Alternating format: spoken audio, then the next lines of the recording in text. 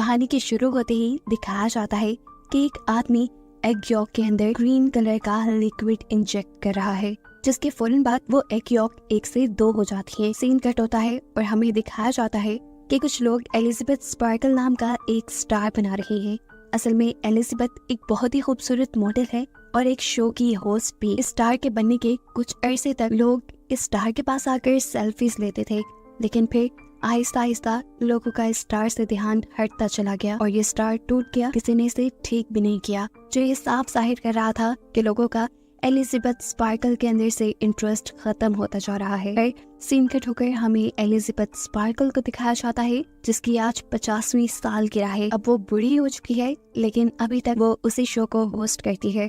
अपने शो की शूटिंग के बाद जब एलिजाबेथ वॉशरूम में जाने लगी तो उसे पता चला कि लेडीज वॉशरूम किसी वजह से बंद था, इसलिए वो मेल वॉशरूम में चली गई, जहाँ पर शो का डायरेक्टर भी आ गया। वो फोन पर किसी से बात कर रहा था कि अब एलिजाबेथ पहले जैसी नहीं रही। एलिजाबेथ की वजह से जहाँ पहले उन्हें रेटिंग्स बहुत हाई मिलती थी, अब उनकी टीआरपीस गिरती जा रही हैं और मुझे अब एलिजाबेथ को रिप्लेस करना है। मुझे कोई नई जवान और खूबसूरत लड़की चाहिए अपने शो के लिए। ये सुनकर एलिजाबेथ बुरी तरह टूट गई। उसे अपनी जिस खूबसूरती पे घमंड था, आज वो खत्म हो गई थी। वो गौर से अपने आप को शीशे में देखती रही, जहाँ बहुत सारी झुर्रियां आ गई थी। ढलती जवानी का उसे दुख तो था ही, लेकिन अब उसे एक दुख ये भी था कि उसे शो से निकाला जा रहा था। एलिजाबेथ ऐसे सब कुछ नहीं छोड़ सकती थी। वो पहले डायरेक्टर से मिलने के लिए जाती है, जहाँ डायरेक्टर बताता है, देखो एलिजाबेथ, मैं तुम्हारी कोई मदद नहीं कर सकता क्योंकि मेरा शो चलता है लोगों से और मैं लोगों को वो देना चाहता हूँ जो उन्हें चाहिए, कितनी खूबसूरती, और वो अब तुम में नहीं रही। डायरेक्टर की बातों ने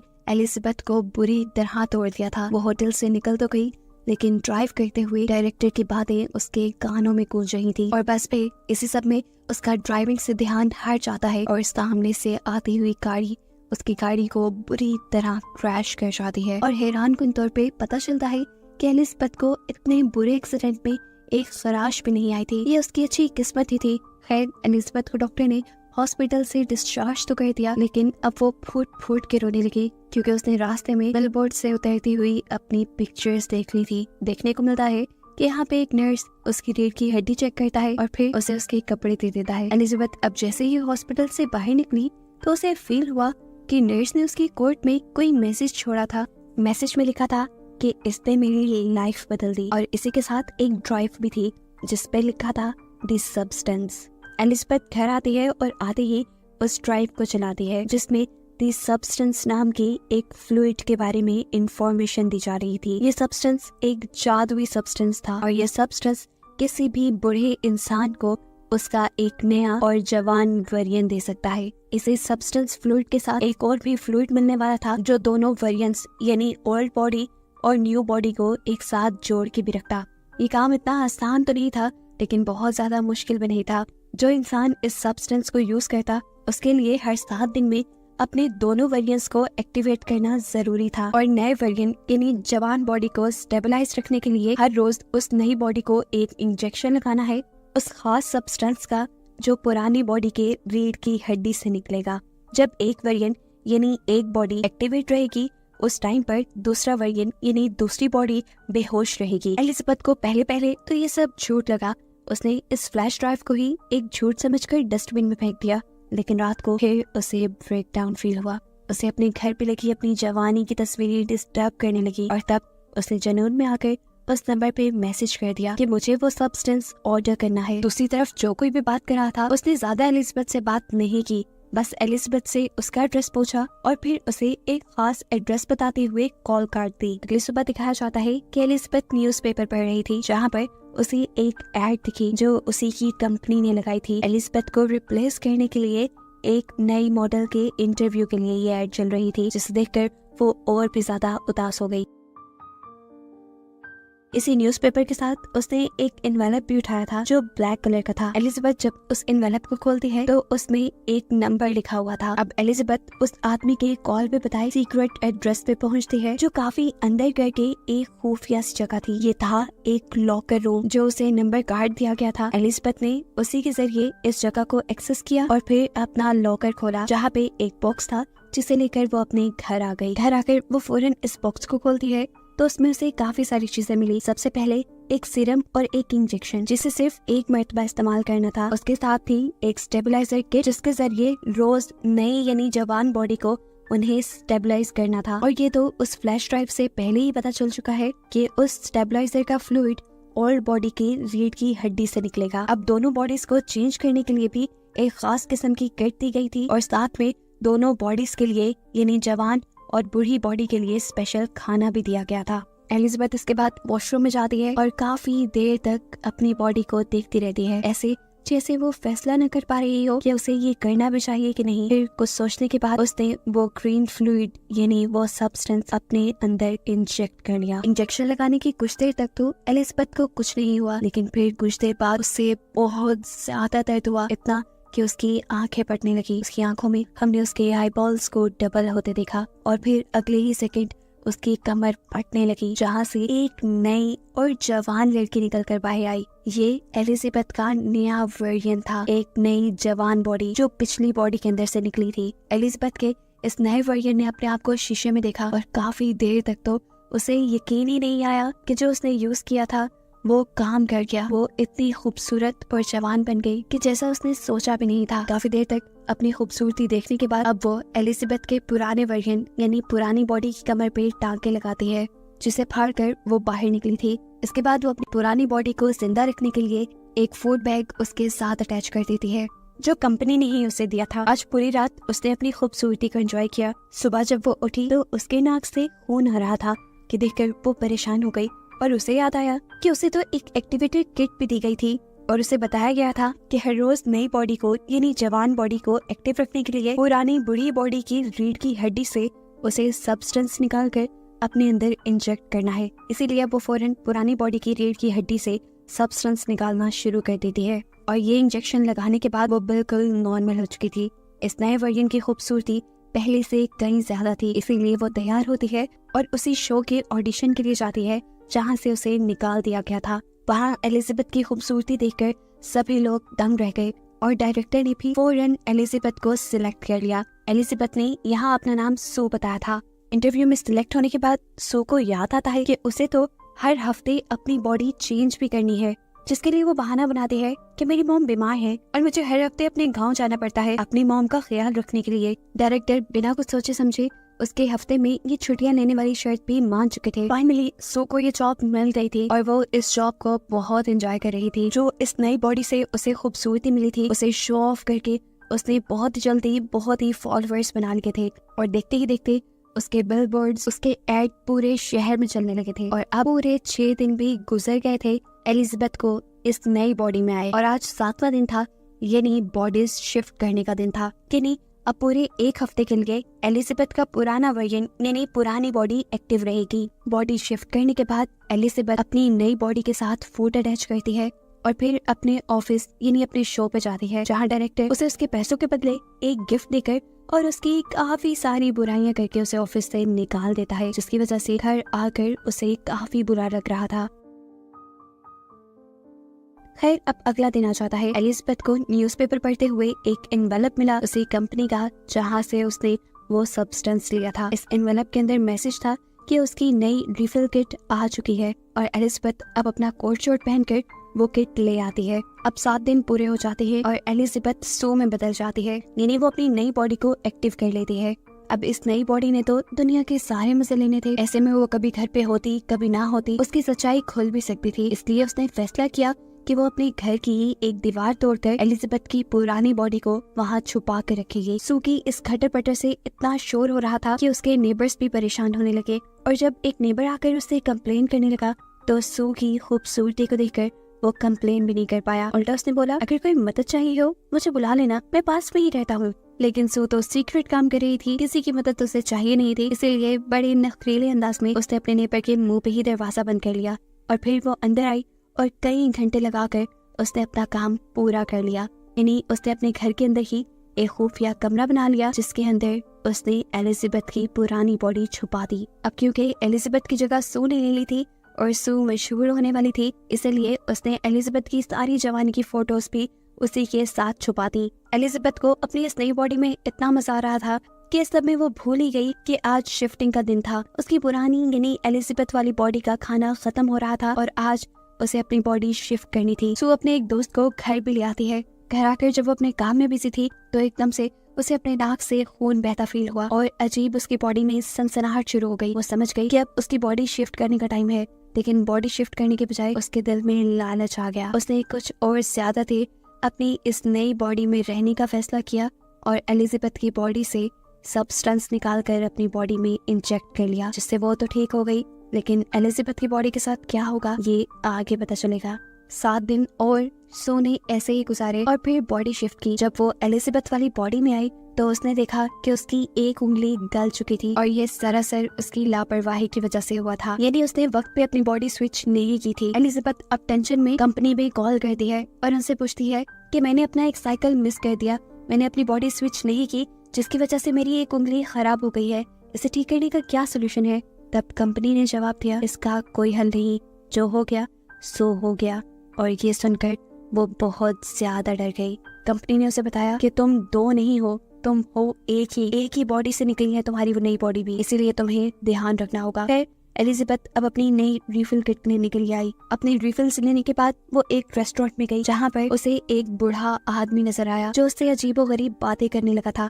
एलिजाबेथ ने नोट किया कि उसके हाथ पे बिल्कुल वैसा ही निशान है जैसा हॉस्पिटल में नर्स के हाथ पे उसने देखा था, यानी ये उस नर्स का पुराना बूढ़ा वर्जन था। ये बूढ़ा आदमी उससे पूछता है, क्या तुम्हारी नई बॉडी ने तुम्हें खाना तो नहीं शुरू किया। ये सुनकर वो घबरा गई और वहाँ से उठकर भाग निकली। एलिजाबेथ अब अपने घर आ जाती है। वो इस पुराने वर्जन में भी खुश रहना चाहती थी, इसीलिए उसने अपने एक दोस्त को कॉल की मिलने के लिए। वो बहुत ही प्यारा तैयार हुई, उसने बहुत प्यारे कपड़े पहने और बिल्कुल सू जैसा यानी अपने नए वर्जन जैसा मेकअप किया। तैयार होकर वो बाहर निकलने ही वाली थी कि उसे बाहर लगे हुए सू के पोस्टर्स नजर आ गए, जो देखते ही उसका सारा कॉन्फिडेंस लूज हो गया और उसने अपने मेकअप, अपना बाल सब कुछ उलझा लिया। वो अब पागल होने लगी थी। अपनी डिप्रेशन के चलते वो बहुत ज्यादा खाना खाती है और फिर सो जाती है। दिन का टोकर हमें दिखाया जाता है कि अब एलिजाबेथ ने बॉडी स्विच कर ली थी और ये टाइम था उसके शो का। एलिजाबेथ अब डांस कर रही थी, यानी अपनी शो की शूटिंग कर रही थी। तभी अचानक उसकी लोअर बॉडी पर हम्प आ जाता है, जिसे देखते ही वो कंफ्यूज होकर शूटिंग छोड़कर वॉशरूम में चली जाती है। उसने इस हम्प को स्क्रॉल करते हुए अपने बेली बटन से जब बाहर निकाला तो उसे पता चला ये एक चिकन था जो रात में एलिजाबेथ ने कहा था। ये देखते ही वो बहुत ज्यादा डर गई और उसकी आंख खुल गई। पता चला ये सब एलिजाबेथ का एक ख्वाब था। सुबह होने पर अब सच में उसने अपनी बॉडी स्विच की और अपने शो के लिए चली गई, लेकिन वहाँ जाते ही वो ये देखकर घबरा गई कि शो के लोग शूटिंग का सामान पैक कर रहे थे और उन्होंने उसे बताया कि अब से ये शो नहीं चलेगा। घबरा कर वो डायरेक्टर के पास गई तो डायरेक्टर ने उसकी परेशानी खुशी में बदल दी, ये कहते हुए कि अब वो ये आम सा शो नहीं करेगी, बल्कि वो तो न्यू ईयर ईव होस्ट करेगी। ये सुनते ही उसकी तो खुशी का ठिकाना ही नहीं रहा और उसने बिना कुछ सोचे समझे हाँ कर दी। हालांकि न्यू ईयर ईव वो दिन था जब उसे अपनी बॉडी स्विच करके एलिजाबेथ की बॉडी में जाना था। इस चीज की परवाह न करते हुए अब सू काफी दिन तक अपनी इस नए वर्जन में, इस नई बॉडी में ही रहती है और इसे एक्टिव करने के लिए एलिजाबेथ यानी अपनी पुरानी बॉडी से स्टेबलाइजर निकाल कर अपनी बॉडी में इंजेक्ट करती रहती है, जिसका असर एलिजाबेथ की पुरानी बॉडी पर हो रहा था। अब काफी दिन बाद जब सू ने अपने आप को स्विच किया तो देखा कि एलिजाबेथ बिल्कुल बूढ़ी हो चुकी थी उसके सीरम ज्यादा निकालने की वजह से। अब तो एलिजाबेथ अपनी हालत देखकर अब एलिजाबेथ को सू से नफरत होने लगी थी। वो अपने घर में लगी सारी सू की फोटोज को मारने लगती है, यहाँ तक कि वो अपने घर के उस मिरर को भी कवर कर देती है जहाँ सामने से सू के बिलबोर्ड्स उसे नजर आते थे। एलिजाबेथ बहुत परेशान थी। वो अब कंपनी में कॉल करती है और उनसे पूछती है कि क्या इस सब का कोई सोल्यूशन है, क्या मुझे वही बॉडी वापस नहीं मिल सकती जिस बॉडी के अंदर से मैंने नए वर्जन को यानी सू को निकाला था। कंपनी के आदमी ने बताया, आपको पहले भी बताया गया था, जो हो गया सो हो गया, अब कुछ चेंज नहीं हो सकता। हाँ, लेकिन ये आपके हाथ में है कि अगर आप सब कुछ रोकना चाहें तो यहीं पर रोक सकती हैं और अब आपका ओल्ड वर्जन यानी आपकी एलिजाबेथ वाली बॉडी जिस कंडीशन में है उसके साथ आप अपनी पूरी उम्र गुजार सकते हैं। लेकिन ये एलिजाबेथ को मंजूर नहीं था। अब खैर एलिजाबेथ को कॉल आई शो की और उसने फौरन दोबारा से अपनी बॉडी स्विच कर ली। बॉडी स्विच करते ही उसने एलिजाबेथ यानी ओल्ड बॉडी के अंदर से एक साथ 3 महीने का सब्सटेंस निकालकर अपनी बॉडी के अंदर इंजेक्ट कर लिया। 3 महीने तक एलिजाबेथ ने सू की बॉडी में बहुत एंजॉय किया और फिर न्यू ईयर ईव की ठीक एक रात पहले उसका फ्लूइड खत्म हो गया। वो आज भी एक लड़के को अपने घर लाई हुई थी और तभी उसे फील हुआ कि उसकी बॉडी के ऑर्गन्स फटने लगे हैं। ये फील होते ही वो फौरन एलिजाबेथ की ओल्ड बॉडी से सीरम निकालने जाती है, लेकिन आज सीरम निकला ही नहीं। ये देखकर वो बहुत ज्यादा घबरा गई और उसने कंपनी में कॉल की और पूछा कि एलिजाबेथ की बॉडी से सीरम नहीं निकल रहा, अब क्या करना चाहिए मुझे। तब कंपनी वाले उसे बताते हैं कि अगर उस बॉडी से सीरम नहीं निकल रहा, इसका मतलब आपने सारा सीरम यूज कर लिया है और अब आपको नए सीरम बनने तक का इंतजार करना पड़ेगा। तब तक आप अपनी बॉडी स्विच कर लें। सू की हालत इस कॉल के साथ ही बहुत ज्यादा खराब हो चुकी थी। वो अब कुछ भी सोचे समझे बगैर अपनी बॉडी को स्विच करने लगती है और स्विचिंग की ये सारी आवाजें वो लड़का भी कमरे में सुन रहा था। उसे भी कुछ अजीब, कुछ गड़बड़ फील हुई, जिसे इन्वेस्टिगेट करने के लिए वो वॉशरूम में आया, लेकिन इस बुरी अजीब सी एलिजाबेथ ने फौरन वॉशरूम लॉक कर लिया, इससे पहले कि लड़का उसके इस भयानक रूप को देख पाता। देखने को मिलता है वो बहुत ही ज्यादा बूढ़ी हो चुकी थी और साथ ही साथ गंजी भी हो गई थी। उससे चलना फिरना सब मुश्किल हो रहा था। एलिजाबेथ अब बहुत ज्यादा घबरा चुकी थी। वो कंपनी में कॉल करती है और कहती है कि मैं सब कुछ यहीं पर रोकना चाहती हूँ। कंपनी वाले भी उसकी बात मान लेते हैं और उसे टर्मिनेशन फ्लूइड ले जाने को बोलते हैं। एलिजाबेथ की ये बॉडी बहुत ही भयानक दिख रही थी। वो अपनी कोशिश के साथ जितना कर सकती थी इस बॉडी को कपड़ों में छुपा लेती है और फिर अपना टर्मिनेशन सब्सटेंस लेने के लिए पहुंचती है। टर्मिनेशन सब्सटेंस लाने के बाद वो इसको सू की बॉडी पे लगाने ही वाली थी, तो तभी उसे कंपनी की मैनेजर की कही बात याद आई कि अगर तुमने एक मर्तबा ये टर्मिनेशन इंजेक्ट कर लिया तो फिर जिस बॉडी में इस टाइम तुम हो हमेशा वैसे ही रह जाओगी। ये सोचते ही उसने सीरम इंजेक्ट नहीं किया। उसे शीशे में अपनी बॉडी को देखा और उसे सू पे दोबारा गुस्सा आने लगा, क्योंकि ये सब सू की वजह से हुआ था। उस समय उसने सू में सीरम इंजेक्ट कर लिया, लेकिन अभी उसने आधा ही सीरम इंजेक्ट किया था कि उसे ख्याल आया कि अभी तो उसे बहुत बड़ा शो होस्ट करना है और आने वाले दिनों में उसे अवार्ड भी मिलने वाला है। उसे वो अवार्ड भी लेना था। उसे अपनी तारीफें सुननी थी जैसे पहले लोग उसके क्या करते थे। इस लालच में उसने आधा सीरम बाकी सू को इंजेक्ट नहीं किया और फिर वो सू को उठाने लगी। काफी देर तक उसे जगाने की कोशिशों के बाद जब सू नहीं जागती तो वो बॉडी स्विच करने का सोचती है, लेकिन जब बॉडी स्विच भी नहीं हुई तब एलिजाबेथ ने अपनी रीढ़ की हड्डी से एक्टिवेटर निकालकर सू को लगा दिया और सू एक्टिवेट हो गई। यानी एक वक्त में एलिजाबेथ के दोनों वेरिएंट एक्टिवेट हो गए थे। एक्टिवेट होते ही जब सू ने ये देखा कि एलिजाबेथ उसे टर्मिनेट करने वाली थी तो उसे बहुत गुस्सा आया। उसने अपने गुस्से में एलिजाबेथ को इतना मारा, इतना मारा, इतना मारा कि आखिर उसका सर क्रैश हो गया और वो मर गई। एलिजाबेथ को मारने के बाद उसे एहसास हुआ था कि उसने बहुत गलत कर लिया। अब तो उसे एक्टिवेटर सब्सटेंस भी नहीं मिलने वाला था। खैर, अब वो यहाँ से सब कुछ साफ करती है और अपने न्यू ईयर प्रोग्राम के लिए चली जाती है। जहाँ जाते ही क्राउड ने बहुत जोश से उसे वेलकम किया। उसे सब बहुत अच्छा लग रहा था, लेकिन तभी अचानक उसे अपनी बॉडी में कुछ अजीब महसूस होने लगा। उसके नाक से खून आने लगा और वो घबरा कर वॉशरूम में आ गई। उसने जैसे ही मुंह खोला तो उसके 2 दांत टूट कर गिर गए। उसने मुंह खोल के जैसे ही अपने 2 दांतों को और टच किया तो वो भी टूट कर गिर गए और तब उसे एहसास हुआ कि असली एलिजाबेथ के मरने की वजह से उसकी बॉडी खोखली हो गई है। अब उसे अगर किसी भी तरह जिंदा रहना था तो उसे एक्टिवेशन सीरम लगाना था, जिसके लिए वो अपने घर की तरफ बढ़ जाती है। लेकिन जब वो लिफ्ट में थी तभी उसका एक नील और एक कान कट कर गिर गया। वो बुरी तरह घबरा गई, लेकिन तभी लिफ्ट में कोई और इंसान भी आ गया और उसके यहाँ खड़े रहने तक वो अपने आप को बिल्कुल भी घबराया हुआ नहीं दिखाना चाहती थी। उसने बिल्कुल ऐसी एक्टिंग की जैसे कुछ भी ना हुआ हो और फिर जल्दी से वो अपने घर आ गई। अब सू जैसे ही जाकर एक्टिवेशन सीरम लगाती है तो कुछ नहीं होता। तब उसे याद आता है कि उसके पास तो सब्सटेंस भी रखा है जो उन्हें बस एक ही मर्तबा यूज करना था। उसने कुछ भी सोचे समझे बगैर ये सब्सटेंस अपने अंदर इंजेक्ट कर लिया और ये करते ही सू को बहुत ज्यादा दर्द हुआ। पहले की तरह उसकी बॉडी कमर से फटी और अंदर से एक सू और एलिजाबेथ का मिला जुला अजीब सा वेरिएंट बाहर निकल आया, जो दिखने में किसी भयानक खौफनाक मॉन्स्टर जैसा था। सू एक हाइब्रिड बन चुकी थी। उसकी दिमागी हालत इतनी खराब हो गई कि उसने एहसास नहीं किया अब वो क्या है, वो दुनिया के सामने जा भी सकती है कि नहीं। उसने अपने इस हाइब्रिड चेहरे के ऊपर ही सू की तस्वीर लगाई और अपने शो पे चली गई। जैसे ही वो स्टेज पे माइक के पास पहुंचती है, वहां जाकर उसके मुंह से फोटो गिर जाती है और सबको उसका भयानक हाइब्रिड चेहरा दिख जाता है, जो दिखने में बहुत क्रीपी था।